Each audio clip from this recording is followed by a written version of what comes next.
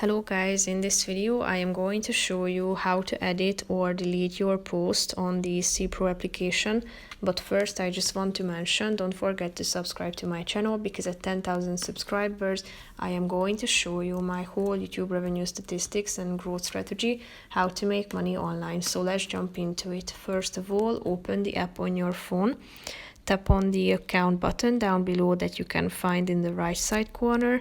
Then you should tap on my postings, which is the second button.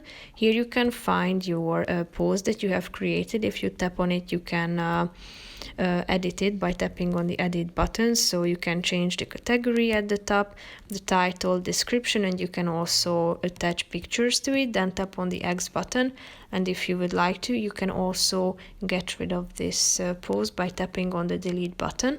Then click on the OK button if you would like to delete this posting. As you can see, the listing was deleted from your account, so your post has been deleted.